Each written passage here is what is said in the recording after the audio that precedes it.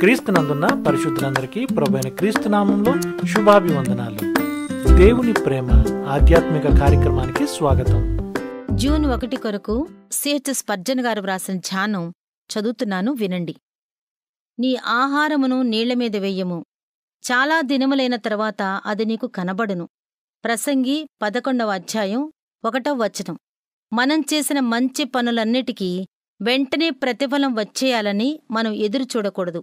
ఏ స్థలాల్లోనైతే మనకు వెంటనే గుర్తింపు వస్తుందో, ఏ మనుషులైతే మన కష్టానికి ఆలస్యం లేకుండా ప్రతిఫలం ఇచ్చేస్తారో ఆ స్థలాల్లోనే, ఆ మనుషుల మధ్యనే మనం మంచి పనులు చెయ్యాలని గిరిగీసుకుని ఉండకూడదు.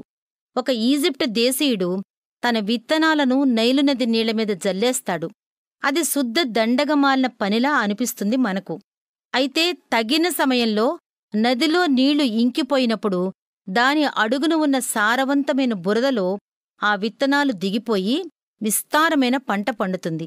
ఈరోజు మనం కృతజ్ఞతలేని వారికి, దుష్టులకు మేలు చేద్దాం. మన మాటల్ని లెక్కచేయని వారికి, మొండివారికి మంచి మాటలు చెప్పి చూద్దాం. వారిలో ఉన్న సారవంతమైన భూమి బహుశా బయటకు కనపడకుండా ఉందేమో. ప్రభువులో మన ప్రయాస ఎప్పుడూ ఎక్కడా వ్యర్థం కాదు. మన ఆహారం నీళ్లమీద వెయ్యటమే మన పని. అది నీకు కనపడును అనే వాగ్దానాన్ని నెరవేర్చే పని దేవునిదే. ఆయన చేసిన వాగ్దానాన్ని తప్పిపోయేవాడు కాడు. మన నోటితో పలికిన దేవుని మంచి మాటలు ఆహారం లాంటివి. వాటిని మనం ప్రజలతో పలికినప్పుడు మన ఆహారాన్ని నీళ్లమీద వేసినట్టు అన్నమాట.